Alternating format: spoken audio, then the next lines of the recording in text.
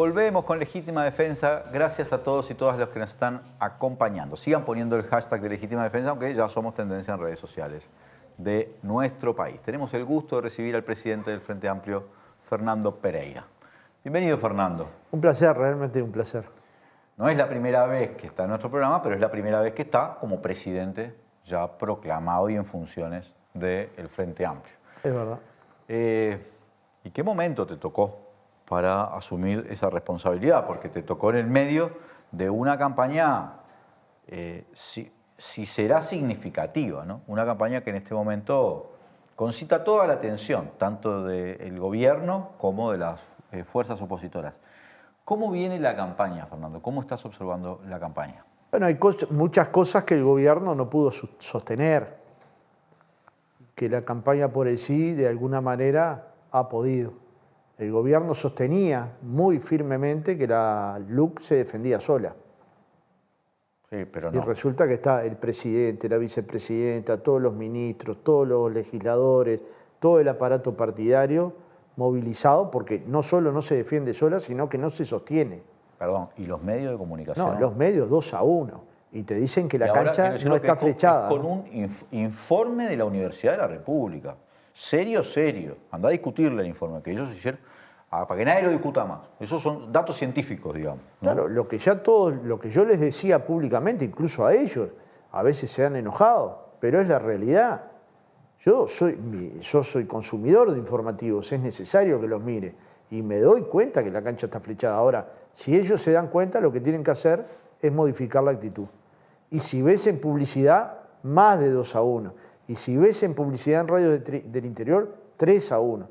Y con eso, que parece que es una desventaja enorme, no toman en cuenta lo más importante, que es nuestra gente, que está golpeando la puerta, que con amabilidad, pero con conocimiento explica los alcances de la ley, que explica los temas de educación, que explica los temas de seguridad, que explica los temas de inclusión financiera, de derechos de los trabajadores, de las empresas públicas, y la gente dice, bueno, yo a esta gente le tengo que creer, porque fueron capaces de juntar 800.000 firmas, fueron capaces de dar la cara de decir por qué querían derogar 135 artículos, fueron capaces de construir un espacio plural donde hay organizaciones sociales, partidos políticos, gente suelta que está militando por todos lados. Y bueno, la efervescencia que hay es de un tamaño que creo que se parece bastante a los últimos 15 días de la recolección de firmas, y eso implica ir en dirección a que las tendencias cambian, y no cambian por el Espíritu Santo, cambian porque hay gente cambiando la foto de las encuestas. ¿No te da la sensación, Fernando, esto lo veníamos analizando hace un rato acá, que algunas cosas que el gobierno manejaba, como estos van a ser caballitos de batalla, como puntales que nos van a dar la victoria, más o menos así, con ese grado de entusiasmo, por ejemplo, seguridad pública, pienso, ¿no? Educación, donde ellos decían, bueno, acá con esto ganamos, en los últimos tiempos empezaron a aparecer en la seguridad pública una cantidad de abusos, cosas que la gente estaba filmando, registrando, que pasó a ser ya un problema, ¿no? Además de que no se ve, por lo menos en la sensación que tiene la gente, no se ve que la seguridad esté muy bien, digamos. En la educación la gente reingresa a las clases y aparece en grupos de 38 alumnos, de 40 alumnos, escuelas y liceos donde realmente hay problemas para conformarlo porque hay mucho menos horas de dos. Como que el dato ahí sí empieza a contravenir el relato, pero en el marco de la gente concreta. Yo no sé si eso lo estás observando. Lo contraviene totalmente. Si vos lees la carta que escribe el profesor de filosofía sobre lo que le pasó al hijo en Punta del Este, es una cosa que le pasa a miles de pobres diariamente. Claro, a miles de uruguayas y uruguayas que viven en los barrios de la periferia que se ven presionados y abusados. Muchas de esas denuncias hechas por los defensores de oficio y luego ratificadas por el Instituto de Derechos Humanos. Y claramente donde hay que investigar. A nadie le gusta que un ministro del Interior interfiera en un fallo judicial. Bueno, porque no se entiende. Al punto de que ya protestaron los magistrados y protestaron también los abogados, ¿no? Y los fiscales que se van a expresar y están tomando nota de los casos donde sienten que hay presión indebida de uno de los poderes del Estado. Si vas a una clase y tenés 38 alumnos y el ministro le responde a la periodista, bueno, pero siempre hubo, ¿no? Siempre hubo, ¿no? Se había logrado bajar de 35 a un promedio de 23 o 24 alumnos por grupo. Y esto supone inversión pública en educación. Y si hay grupos de 35, es porque están invirtiendo mucho menos en educación. El primer ahorro son 18 jornales de las maestras y de las auxiliares y de las profesoras por año. 18 jornales. Imagínate el escándalo que sería el país si las maestras pararan 18 días. No pararon ni una hora, pero le descontaron 18 jornales. Si vas y faltan materiales, si hay una discusión sobre los comedores escolares. Entonces, ¿cómo que el alumno cambió negativamente? Claro que cambió negativamente. Cuando la calle dice, nómbrenme 3 cosas, ya hemos nombrado varias más. Una cosa es dar respaldo a la policía y otra es incentivar el abuso policial. Son los menos, sí, son los menos. Pero cuando son los afectados nuestros hijos, todos tenemos que defender el derecho de nuestros hijos. Todos. Los de los míos, los de los tuyos, los de los barrios periféricos. El pibe que le gusta el rap o el trap y va con auriculares en la oreja y no siente y no tiene que ser violentado por una patota adinerada. Porque si fuera una patota de pobre, estaría 70 días en la prensa. Entonces, de alguna manera, cuando te dicen, de la preventiva, cuando te hablaron de los combustibles, que íbamos a tener un mecanismo transparente, ¿y qué ha tenido de transparencia el mecanismo de paridad de importaciones? Cero. Han fijado el precio antojadizamente, muy por encima de la inflación, muy por encima de los salarios. Y muy por debajo de lo que le recomendaba. Muy por debajo de lo que le recomendaban. ¿Cuál es el mecanismo transparente? Cuando te dicen lo del débito, que ahora vas a poder negociar, ¿y qué trabajador de verdad puede negociar? Me da miedo, es curioso, pero me da miedo. Sí, porque yo espero que el informe de Ursea de este mes, que debería estar saliendo alrededor del día 27, en realidad el viernes anterior o mucho al lunes siguiente,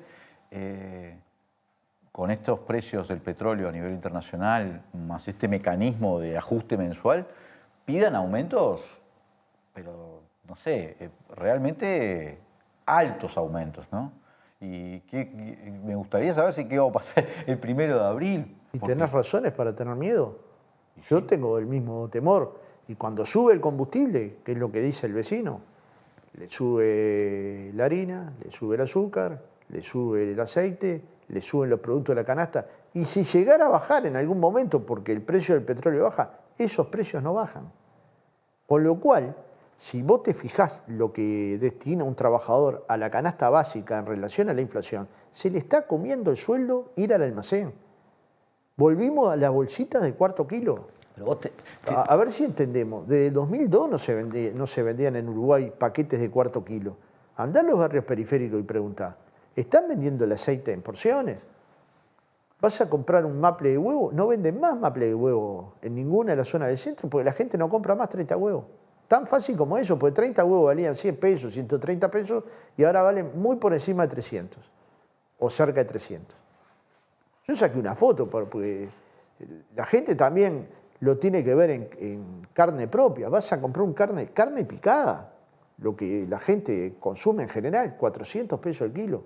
Un litro de aceite de 900 mililitros, 120 pesos el kilo. No es broma. La plata no le rinde a la gente en el almacén. Entonces, ¿dónde están los que estaban preparados? ¿Dónde están los que nos iban a dar certezas en materia de salud, seguridad? Cuando bajamos el presupuesto en salud, bajamos el presupuesto en seguridad, los policías que dicen proteger, les bajaron los mismos 18 jornales que a los maestros. Algunos ya están protestando diciendo cómo nos prometieron una calidad de vida mejor, nos prometieron protegernos y lo que hacen es hacernos vivir en peores condiciones. Yo te digo que la gente esto lo ve y lo mide. Me doy cuenta, pero te decía esto del combustible, que impacta en todos los precios que estás diciendo vos, en todos los precios de los productos, porque aumenta el combustible no es que aumenta el combustible, aumenta todo.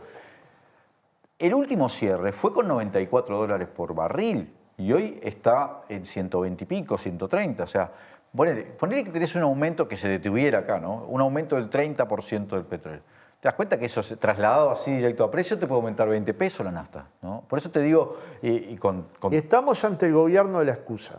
O es la pandemia la que no les permite aplicar las políticas educativas del cambio, o es la pandemia lo que no le permitió hacer tal o cual política productiva, o es la pandemia la que no le dejó invertir en obras públicas. ¿Dónde están las obras públicas?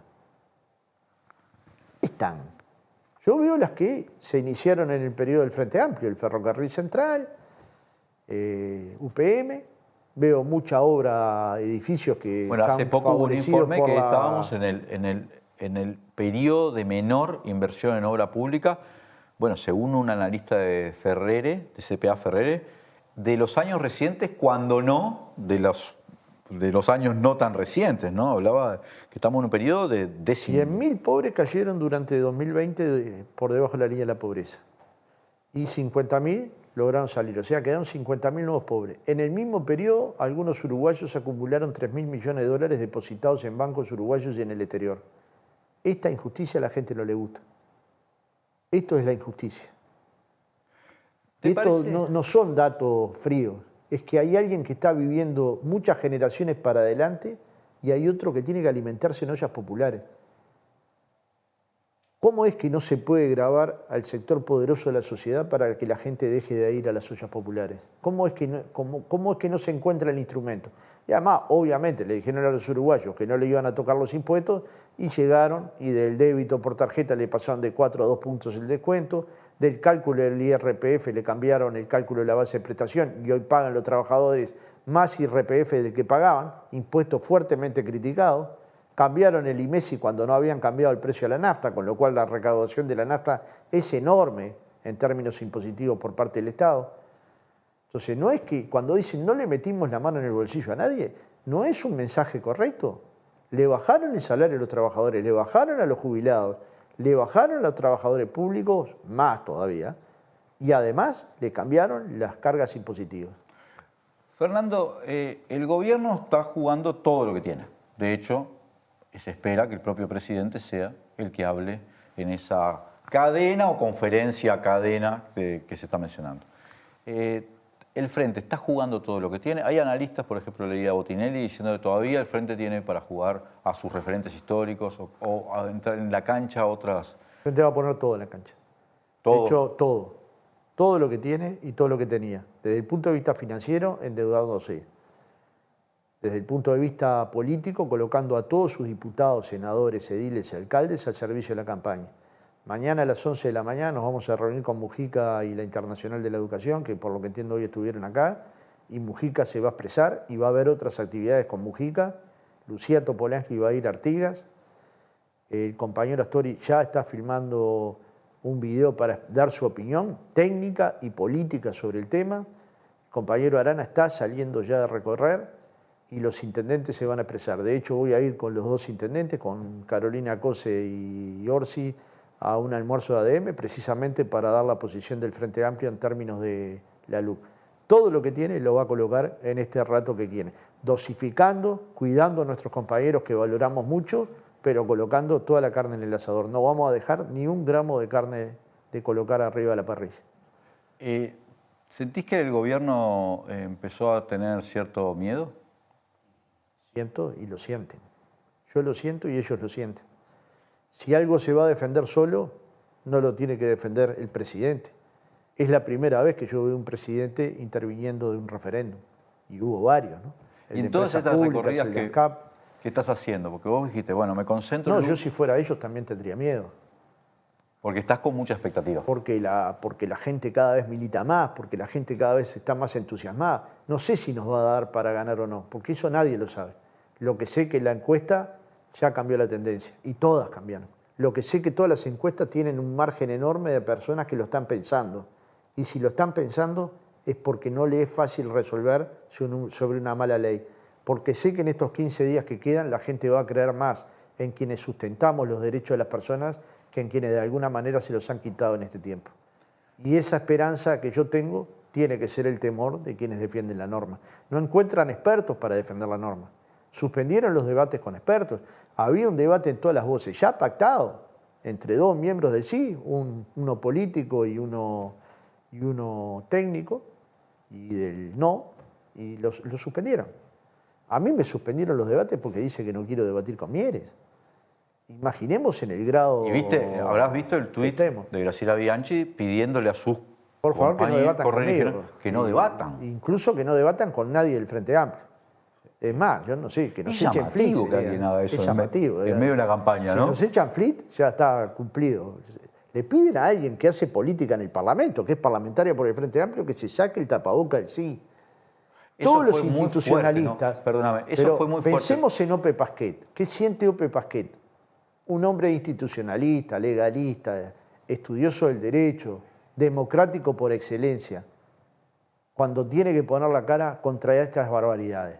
¿Cómo no va a entender que el Frente Amplio se vaya si es la segunda o la tercera vez que le hace lo mismo a Amanda de la Aventura?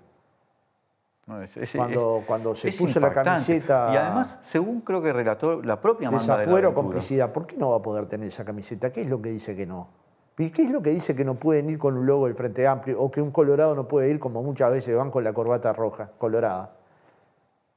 ¿Qué es? ¿Dónde inventó esa norma? Ayer pasé todo el día leyendo el reglamento, los ratos libres que tenía, para ver si había algo que podía ser interpretado de esa manera en el reglamento del Senado. No hay. Yo creo que llegó el momento que la presidenta de la Asamblea General le llame la atención a su correligionaria, ¿no?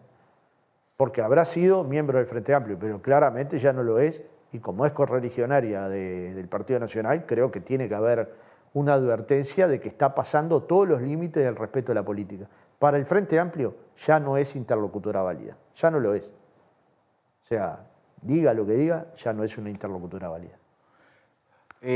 Fernando, en estos días de campaña que quedan, un poco más de 2 semanas, bueno, no, 14 días, porque el viernes 25 comenzaría la veda para la reflexión de la gente. Están planificadas un montón de actividades, ¿no? Recuerdo, por ejemplo, que se va a hacer el acto en el velódromo. El 19 vamos a llenar el velódromo y necesitamos llenarlo por temas financieros. La gente tiene que entender que la entrada es un poquito cara, sí, hay muchas 2x1 para que la gente pueda ir igual, pero necesitamos construir recursos para pagar nuestra campaña financiera porque nuestra campaña la paga la gente.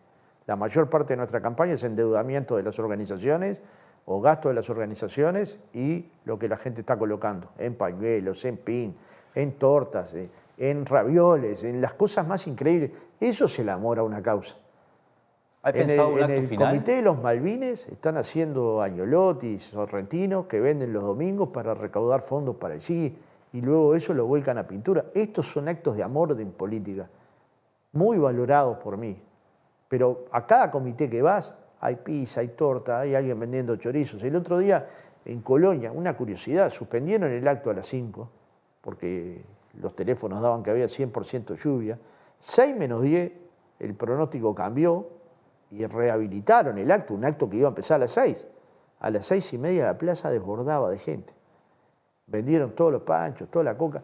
Esto que vos decís es parte de lo folclórico de un acto, no es parte de la vida de las organizaciones que creemos que la política la cambia la gente en la micropolítica, en la acción cotidiana, en el hablar con el vecino, en el conversar con el feriante, en el hablar con el hermano, con el pariente, con quien se encuentra. Y esto es lo que efectivamente va a cambiar. Y ese 19 tenemos que llenar el velódromo. Y el día 20 vamos a hacer una gran caravana por toda la ciudad, por todas las ciudades de todo el país. Y vamos a conmover las ciudades, las vamos a conmover, estoy convencido que sí, y estamos viendo de hacer una especie de marcha entre la universidad y el obelisco, si es el 22 la cadena, para ver la cadena, y si no será para ver la cadena, será para escuchar una murga y una proclama leída por algún actor o actriz, pero estamos movilizados porque estamos convencidos que estamos construyendo una victoria popular. Y si no es así, si no nos dio, el lunes no vamos a poder mirarle Pero a la vos cara. estás confiado en que... Yo soy sumamente confiado. Pero si no, puedo mirarte a vos a la cara el lunes y decir, dimos todo lo que teníamos. O el propio domingo, porque el domingo 27 de marzo vamos a hacer una transmisión especial en vivo, haciendo la cobertura del referéndum. Vamos a estar consultándote seguramente como a otras y otros referentes y la gente no va a poder ver la cara, ¿no? Porque además nuestra cara no va a mentir nada sobre lo que yo creo que también... Porque lo que me parece a mí, esto es una opinión muy personal, donde la Rosada o el movimiento popular está sacando ventaja, que no es en los medios, que no es en el aparato de Estado, que no es en ese despliegue en el territorio, abajo. Fabuloso, y conmovedor. Y eso es muy notable. Es conmovedor. Hay muchas cosas que a mí me conmueven, el teatro me conmueve, el cine me conmueve, el ballet me conmueve, pero la gente, cuando agarra la papeleta y le habla a un vecino y le habla con cariño y le explica, es de las cosas más conmovedoras que le pueden pasar a un dirigente político que defiende causas populares, que defiende las causas del pueblo, que muchas veces nos hemos equivocado y tenemos que mirarnos a los ojos y decir nos equivocamos, que muchas veces no hemos dicho las cosas adecuadamente y lo tenemos que reconocer, pero que cuando nos jugamos ponemos todo lo que tenemos en la cancha. Podemos terminar la campaña diciendo dejamos hasta el último gramo de sudor, recorriendo el país, recorriendo los barrios, construyendo la política, haciendo las conferencias de prensa, invitándonos a pensar, dando argumentos, construyendo argumentos con expertos. Y claramente la mayoría de los expertos están de este lado. Si vos mirás el Instituto de Derecho Penal, la Fiscalía General de la Nación, se han expresado claramente en contra de los artículos de la LUC. Si vos mirás el informe de la OIT en relación a las acciones de la huelga, son críticos con el piquete, particularmente dicen que contraviene el convenio de libertad sindical, el convenio internacional del trabajo de libertad sindical, o sea, lo violenta y lo van a violentar igual. Si ves lo que opinan las organizaciones vinculadas a los derechos del niño, claramente son críticos de los artículos que han colocado dentro de la LUC.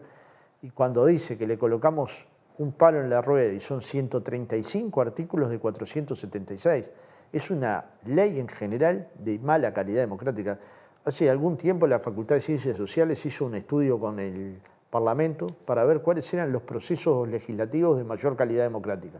Y el que quedó peor calidad democrática fueron las LUC y particularmente las OMNIOS. Entre el año 85 y el año 2019 se aprobaron LUC por 403 artículos. Siempre por un tema particular, como debería haber sido siempre. Ahora se optó este camino para votar en una sola ley 476 artículos de 60 materias diferentes. Esto es lo que se llama abuso. Cuando le podemos llamar algo abuso, bueno, no solo es mala calidad democrática, y creo yo que las ciencias políticas se tendrían que expresar sobre este tema, en el sentido que estamos ante un abuso de un mecanismo legislativo que no fue pensado para arbitrar sobre leyes de esta naturaleza, sino para resolver problemas puntuales cuando el Parlamento estaba muy trabado por falta de mayorías parlamentarias. Hay un momento donde hay que discutir cuál sería la LUC intolerable desde el punto de vista de la calidad democrática.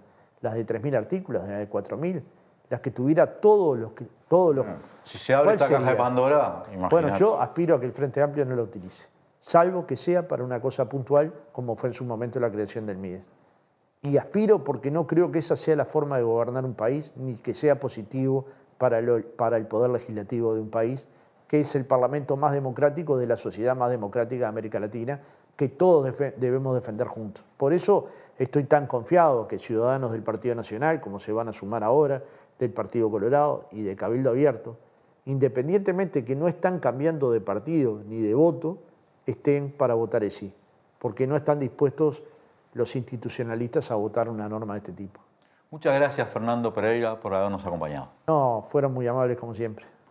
Y gracias a todos y todas los que nos están acompañando. Sigan poniendo el hashtag de Legítima Defensa. Vamos a un corto... No, vamos a lo que está pasando a cargo de Leandro Ureta y enseguida volvemos con más Legítima Defensa.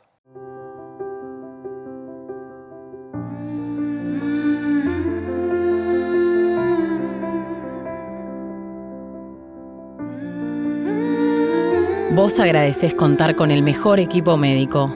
Nosotros te agradecemos por elegirnos, brindándote cada vez más atención humana, innovación y beneficios.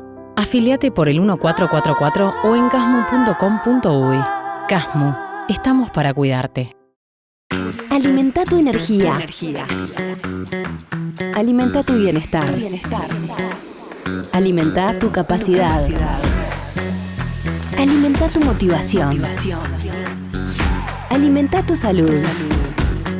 Si compras comida o traes vianda de casa, alimenta tu jornada laboral. Lo que necesitas para trabajar y vivir mejor está en lo que comes.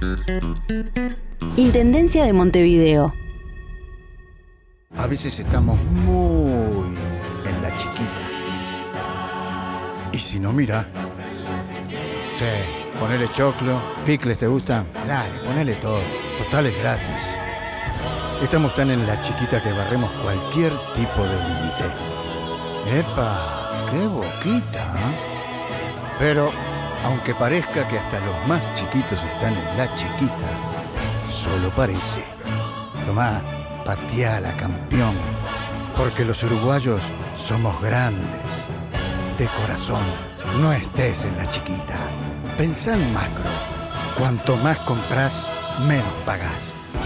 Macromercado es negocio. Te prometieron una educación modelo, pero precarizaron los contenidos y eliminaron las asistencias y la repetición.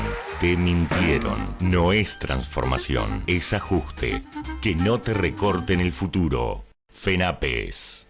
Firma Digital Habitat es una plataforma para que todos los usuarios puedan subir, firmar y enviar documentos con la misma validez que la firma presencial, garantizando que todos son quienes dicen ser. Solicitala sin costo en nuestra web e identificate por única vez en cualquiera de nuestros locales para poder firmar desde donde estés. En Habitat, hoy más que nunca, te hacemos la vida más fácil.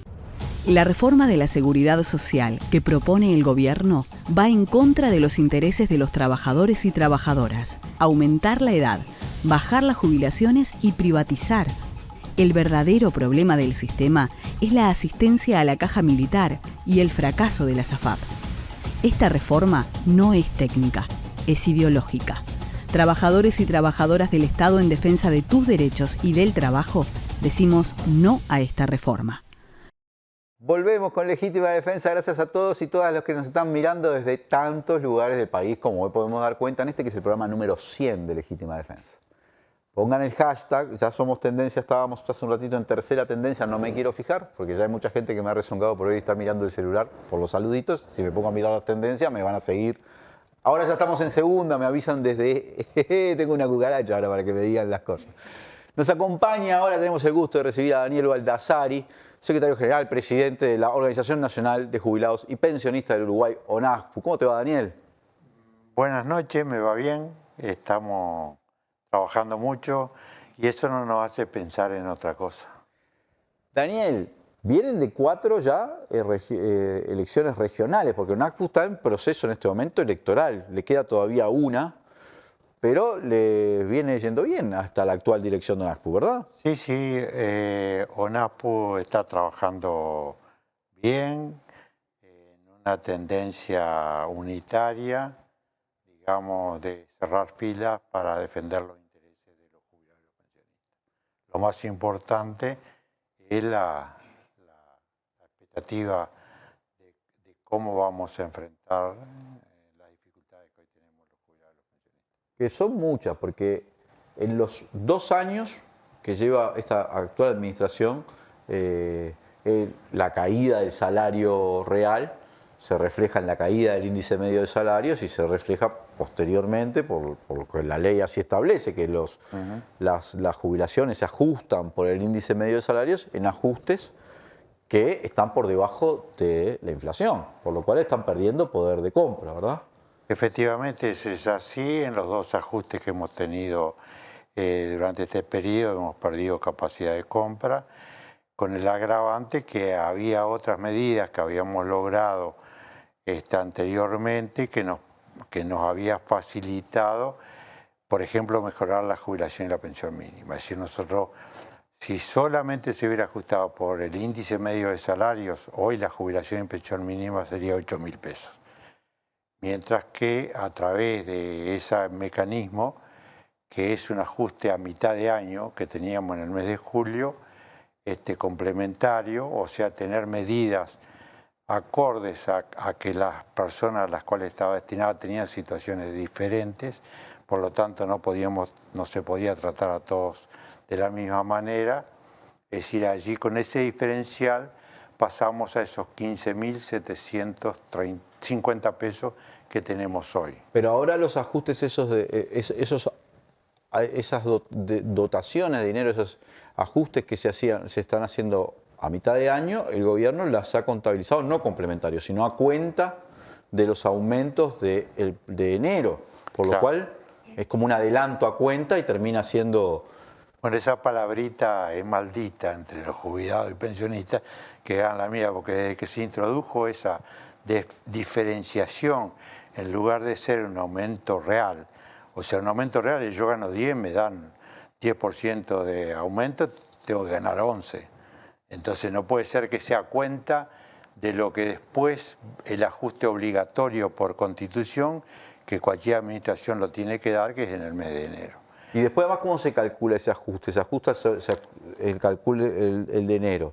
¿Se calcula sobre la base 11 como quedó, digamos, después del aumento, o se calcula sobre la base de 10?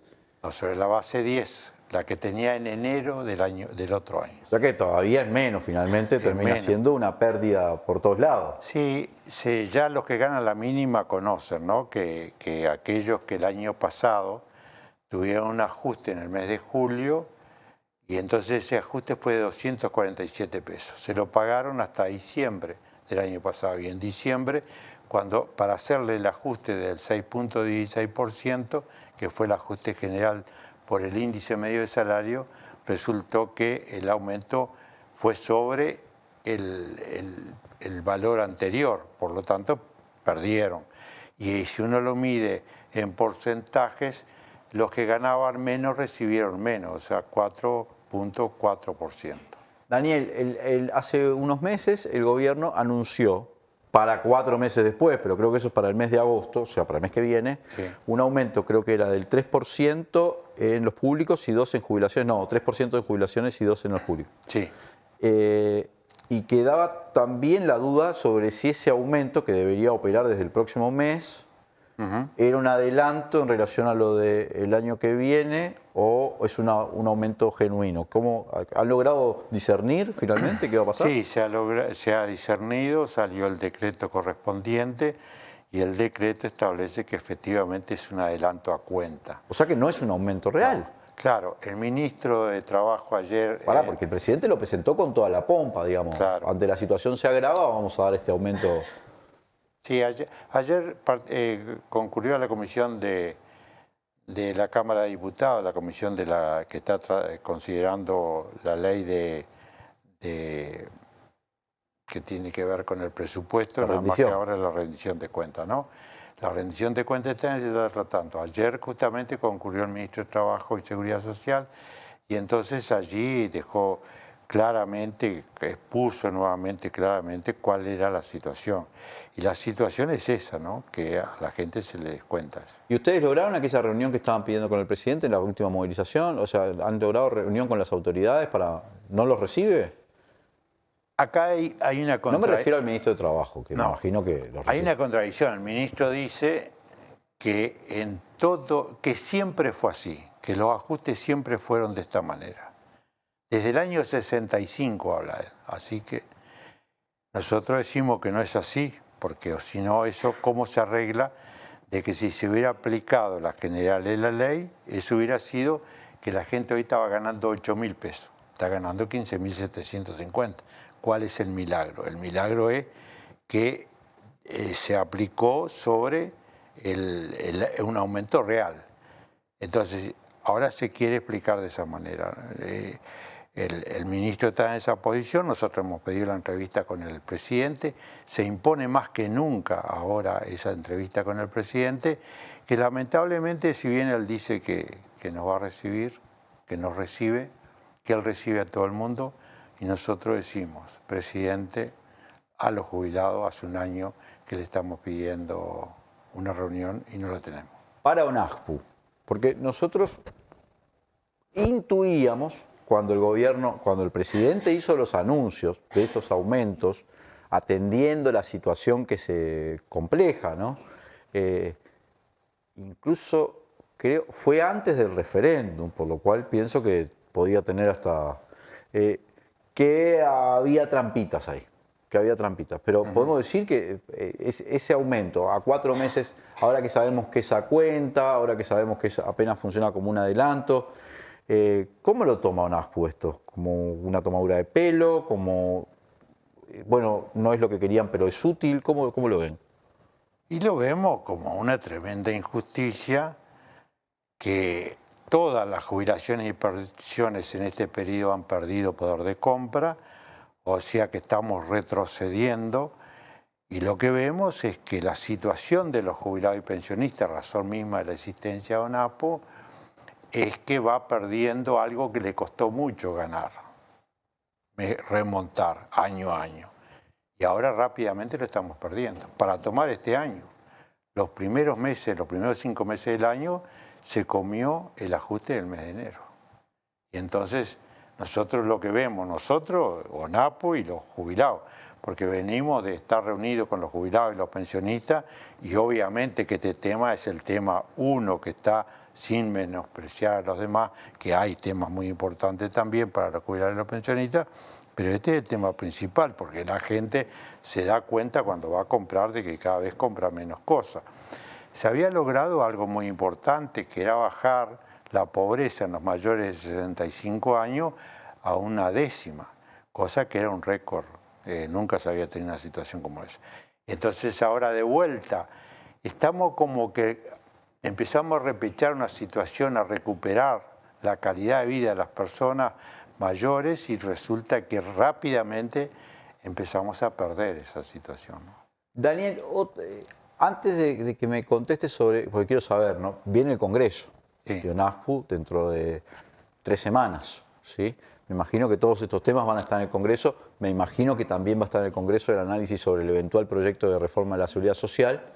Pero hay otros temas que no sé si los jubilados todavía lo tienen presente o cómo están evaluando. Por ejemplo, el Plan Ibirapitá, que venía hasta el último gobierno de Tabaré y después, no sé, para mí quedó como en stand-by. Por lo menos noticias no ha habido muchas.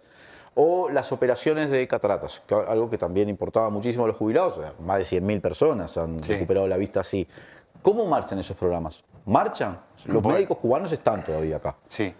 La Operación Milagro, finalmente, después de intensas gestiones que realizamos, en particular a partir del mes de enero de este año, hemos logrado el acuerdo de restablecer las pesquisas con algunas limitaciones en las asociaciones. Lo que declara el presidente del BPS es de que eso se va a extender a que se haga también en locales del BPS. Hasta ahora hemos retomado con un gran que comprueba los hechos de que era necesario, puesto que, por ejemplo, en un sábado que se hizo una pesquisa en el local de acá de Casinoni de ONASPU, de 110 personas que se pesquisaron, 84 pasaron para el hospital para ser intervenidos. Quiere decir, para hacer todo lo que es necesario para posteriormente intervenirlo. Es decir, es una demostración que estamos pidiendo algo que realmente está planteado. Perdimos un montón de tiempo, porque venía bien con eso. Perdimos tiempo. Deben haber agravado más patologías oculares de mucha gente. Sí, es como todo, en todos los aspectos de la salud yo creo que es igual. Nosotros tenemos otro problema que es la atención de la salud en general, donde durante mucho tiempo no se hizo el seguimiento a cada persona según la característica de su situación.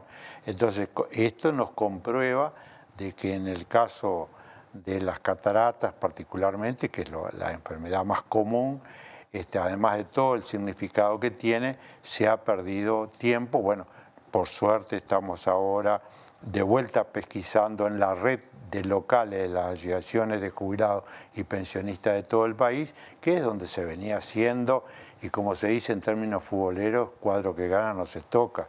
Si una estructura hizo posible, digamos, pesquisar y operar a 110.000 personas, yo digo que no se puede desechar esa infraestructura y eso que se ha organizado para hacerlo de esa manera.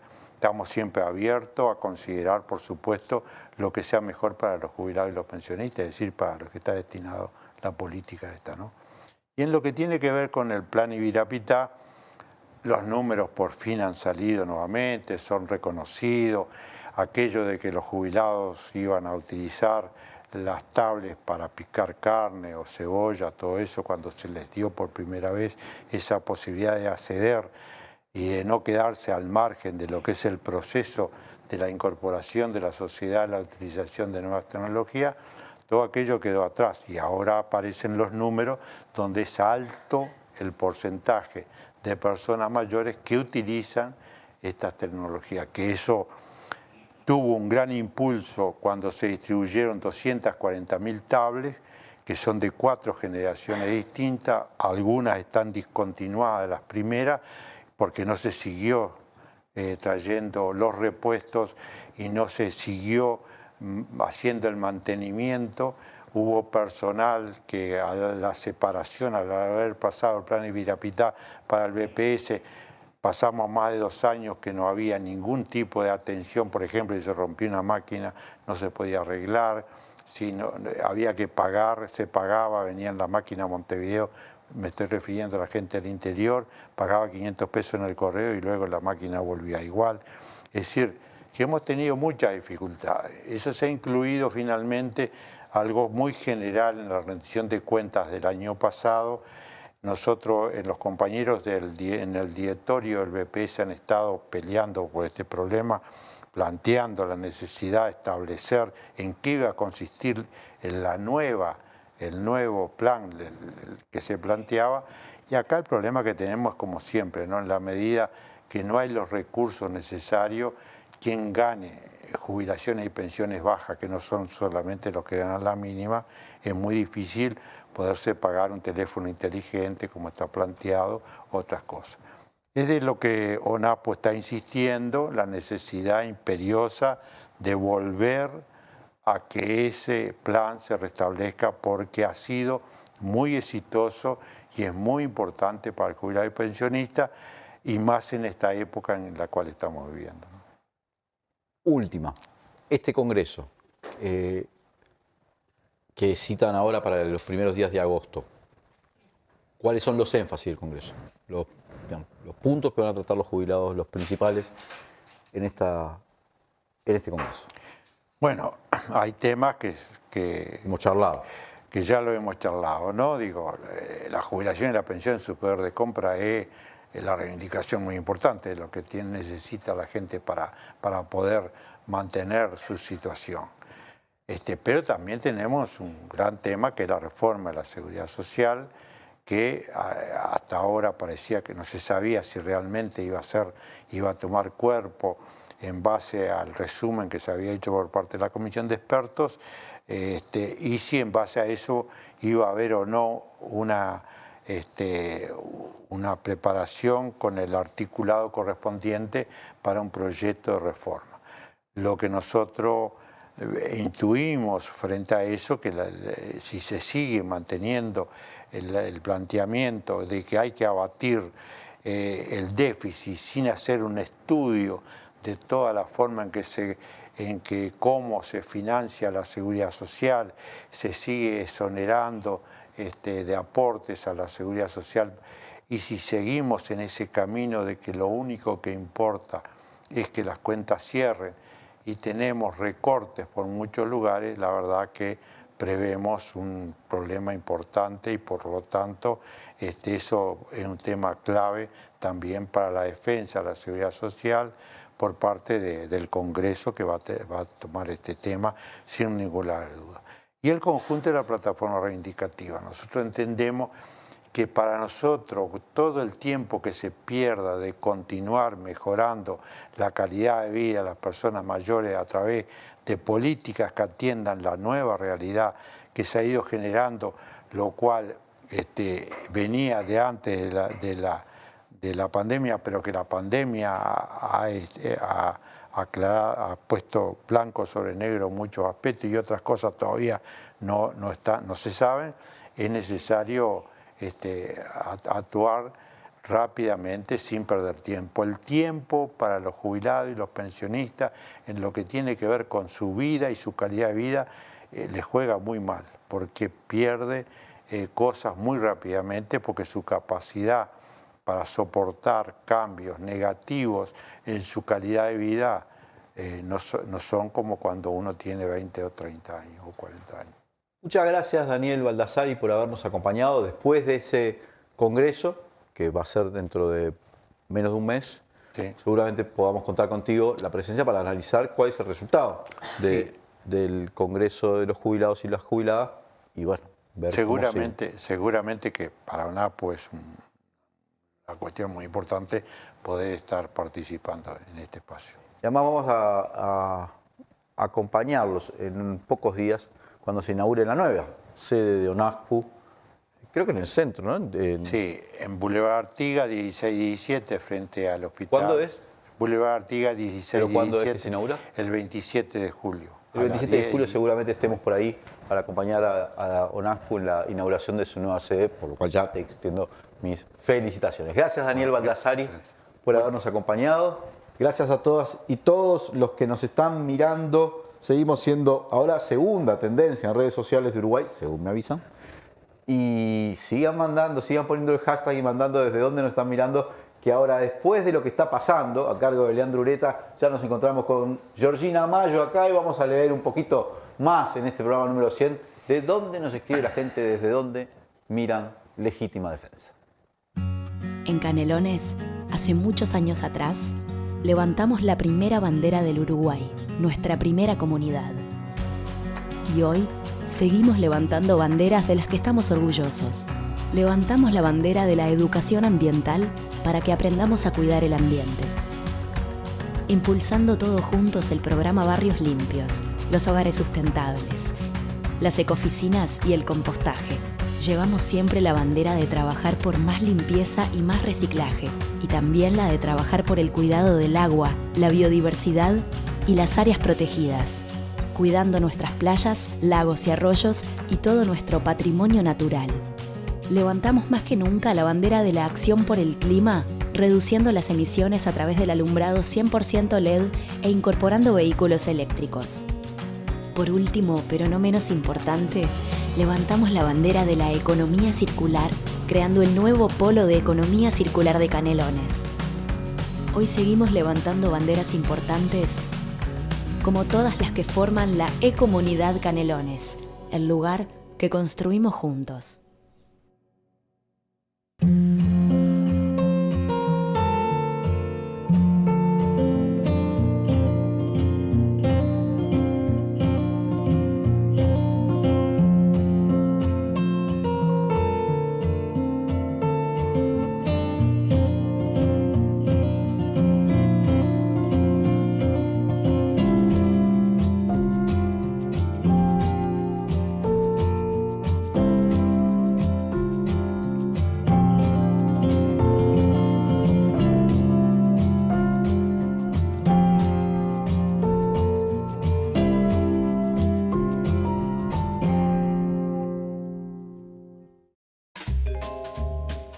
Te prometieron una educación modelo, pero precarizaron los contenidos y eliminaron las asistencias y la repetición.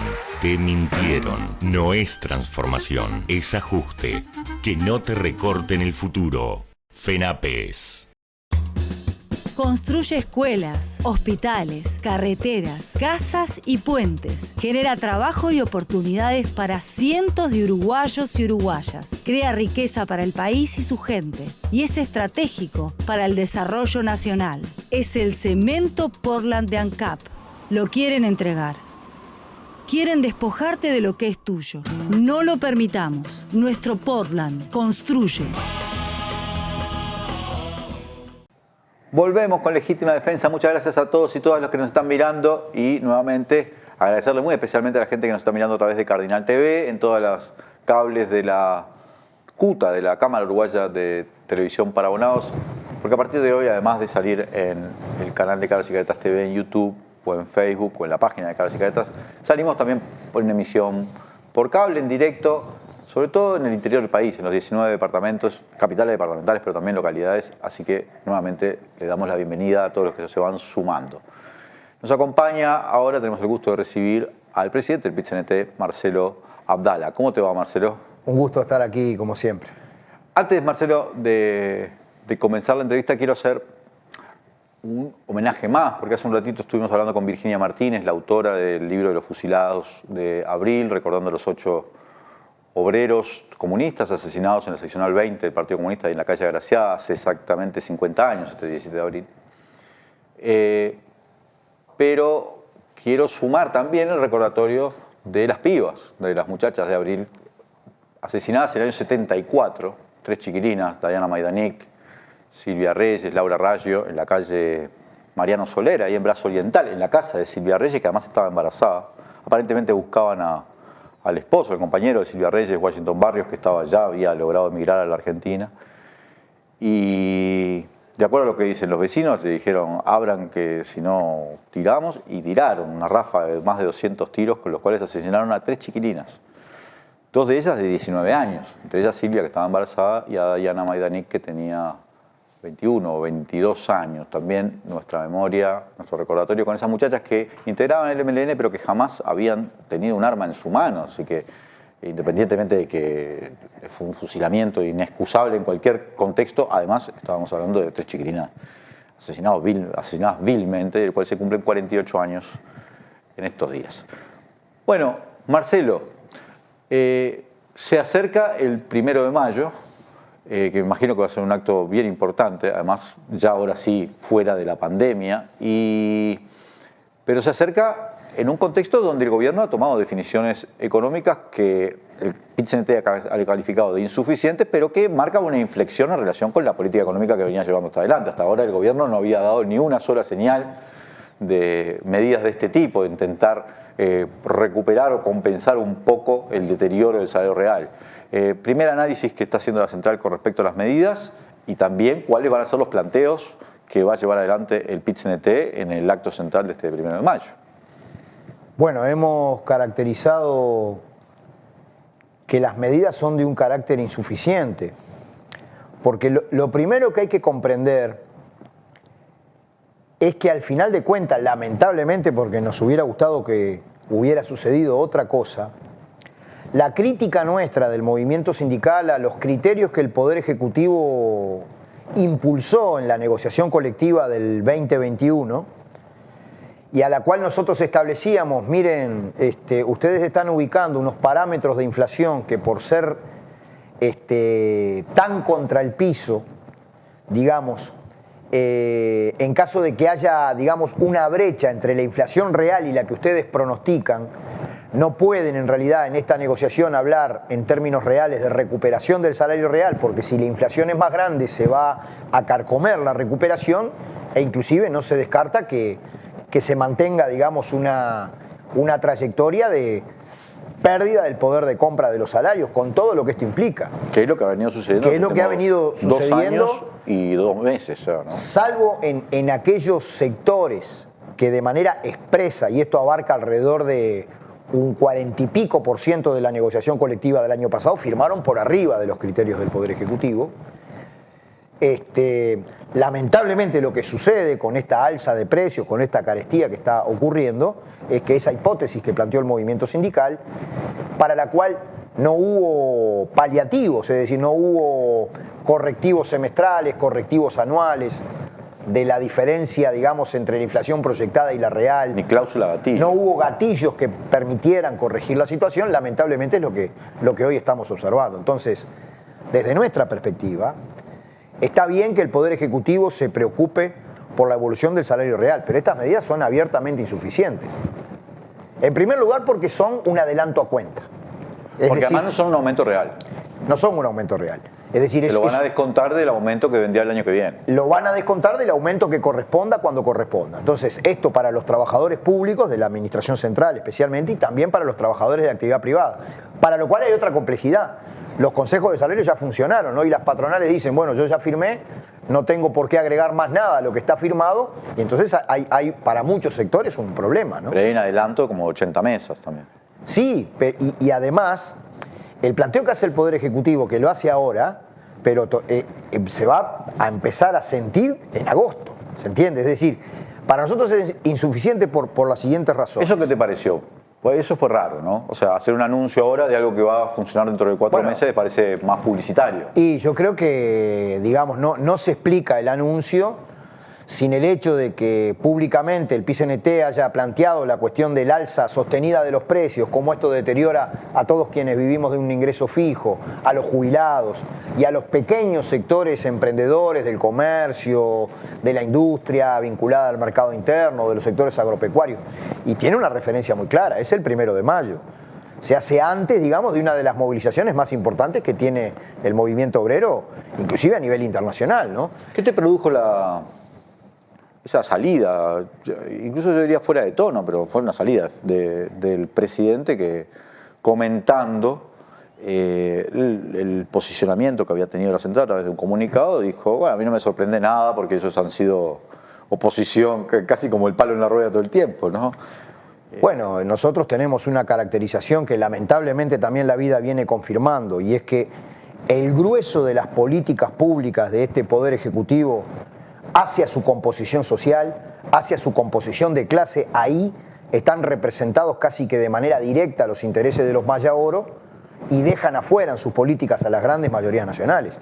Ellos defienden la cosmovisión que tienen y nosotros defendemos los intereses de la clase trabajadora. Por tanto, van a haber contradicciones y van a haber diferencias.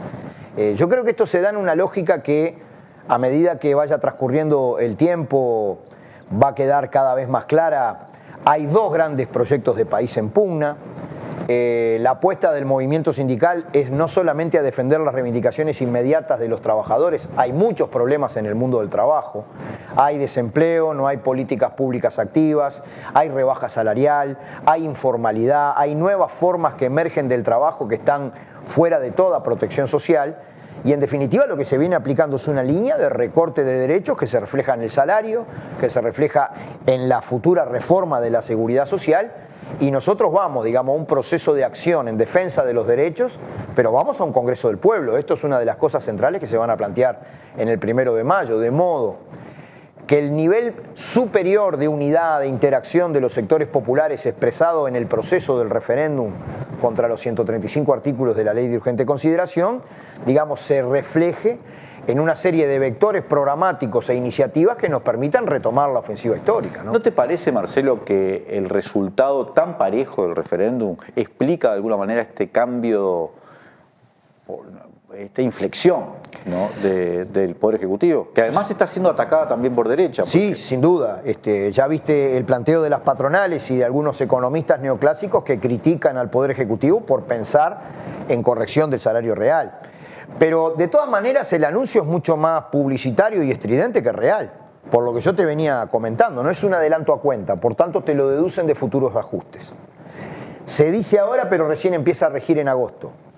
No toca el salario mínimo nacional. La propuesta más importante que le hizo el PIT-CNT al Poder Ejecutivo es que, ya que ellos estaban preocupando por el salario mínimo nacional cumple un rol regulador, podría decirse, de múltiples ingresos de la gente, no solamente del trabajador que está cubierto por convenio colectivo, sino del trabajador que hace una changa, del trabajador informal, de los trabajadores más desposeídos, digamos, que es muy importante. Por eso nosotros le planteamos a ellos que retoquen el salario mínimo nacional a partir de julio.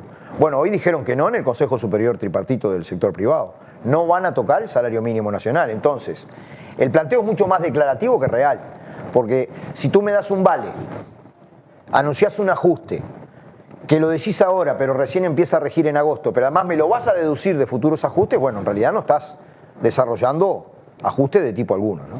En esa estrategia que va a estar anunciada por el PIT-CNT en el 1 de mayo de convocatoria del Congreso del Pueblo para este año, el PIT-CNT ya está pensando en un marco de alianza que se parece, ¿a qué se parece? ¿A la intersocial que llevó adelante los 135 artículos? ¿O están buscando quizá ampliar hacia otros sectores, sector productivo, pequeña burguesía, no sé, gente del campo? ¿Qué están buscando? No, yo creo que tiene que ser un proceso de una mucha mayor amplitud, ¿no? Nosotros necesitamos, digamos, que se comprometan en la elaboración de ideas fuerza, de ideas programáticas y de iniciativas a todos aquellos sectores, sin exclusiones, digamos, que tienen que ver con el trabajo de calidad. Es decir, yo particularmente incluyo a los sectores, pobres de la ciudad y el campo, a los sectores más vulnerables, al pequeño bolichero y almacenero y kiosquero del barrio, al pequeño microempresario, digamos, que tiene sus negocios asociados al mercado interno y a la demanda interna, porque en último término depende del salario y de la jubilación y de la masa, digamos, de recursos que reciben el pueblo uruguayo, de los productores familiares, digamos, agropecuarios, que no son los agronegocios exportadores que hoy están trasladando a precios los precios internacionales de las materias primas, sino que es la gente que está vinculada directamente al mercado interno y que, con independencia de que en estos segmentos tan amplios de fuerzas existen contradicciones y dificultades, todos podemos converger y confluir en una serie de elementos de programa, ¿no? ¿Estás pensando como referencia en lo que fue la concertación para el crecimiento, quizás? Sí, pero no en un acuerdo solamente institucional, porque si tú recordás el acuerdo que hubo entre la Concertación para el Crecimiento, que era un ambiente empresarial, podríamos decir, y el PICNT, fue un acuerdo de carácter institucional. Esto tiene un doble carácter. Para mí se tiene que hacer, digamos, de una manera en que el conjunto de las organizaciones que participen llegan a acuerdos, pero también muy capilar, a la manera de cómo recolectamos las firmas, a la manera de cómo desarrollamos la campaña por el sí, en los barrios, en cada capital departamental, en cada lugar, con la gente participando y hablando, ¿no? Es decir, todavía la metodología, la forma de desarrollo de esta cuestión no está madura y discutida. Es más, yo creo que es un proceso que empieza ahora, a partir de lo que va a ser el 1 de mayo, pero muy probablemente se esté desarrollando la síntesis de todo este proceso de repente el año próximo, inclusive. Pero ¿hacia qué síntesis va? ¿Hacia una síntesis programática? Porque si yo me pongo referencia al Congreso del Pueblo del año 66, eso termina, yo sé, estamos en la unidad de la central, también la unidad de la izquierda, ¿no? O sea, está claro que eso termina hasta con una expresión política, de algún modo, ¿no? ¿Cuál sería la síntesis que están buscando? ¿Es organizacional? ¿Es solo programática? ¿Es solo... Por lo menos desde mi punto de vista, eso tiene que dejar dos productos concretos. Un conjunto de elementos comunes de todo el campo popular desde el punto de vista de cómo debería ser o qué elementos debería tener una estrategia de desarrollo nacional, también muy vinculada a la región para este siglo XXI.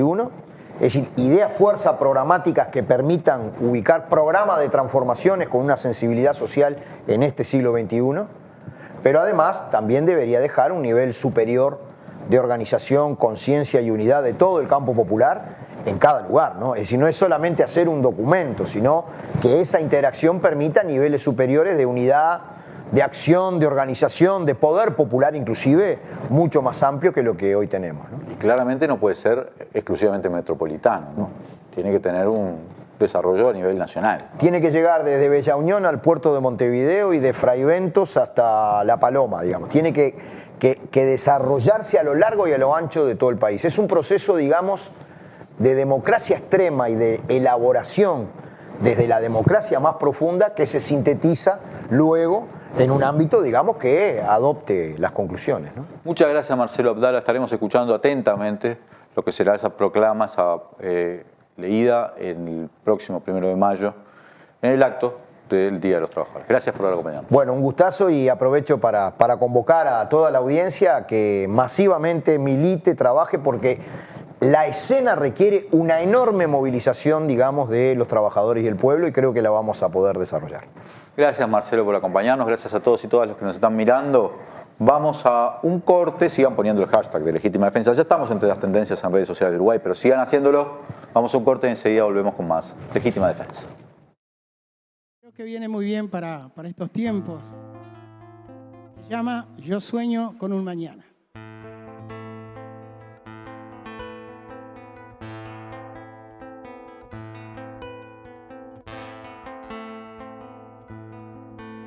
Yo sueño con un mañana, con niños y sin tristezas, con mucho valor y ganas de armar el rompecabezas.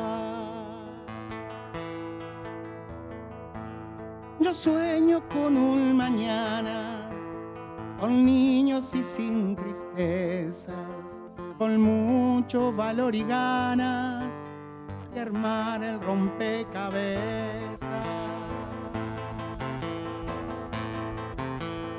Yo sueño con un mañana, yo sueño con un mañana, yo sueño con un mañana.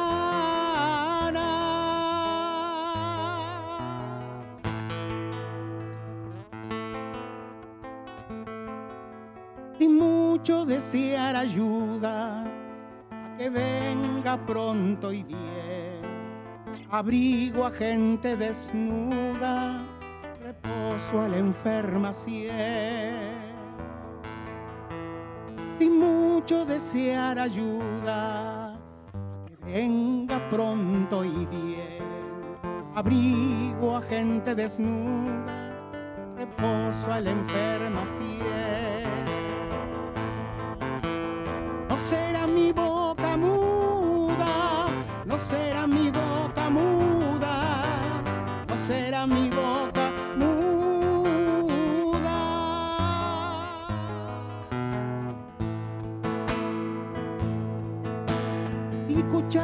mucho y hablar lo necesario mejora. Cosas hasta la aurora quedaremos a escuchar. Y escuchar mucho y hablar lo necesario mejora.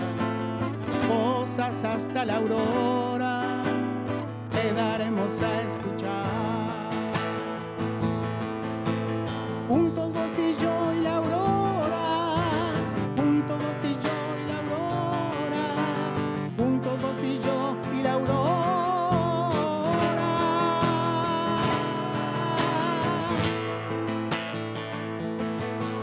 Yo sueño con un mañana donde el pobre, el afligido, alcancen lo prometido, que ayer fue palabra vana. Yo sueño con un mañana, el pobre, el afligido, alcancen lo prometido, que ayer fue palabra vana. Yo sueño con un mañana, yo sueño con un mañana, yo sueño con un mañana, yo sueño con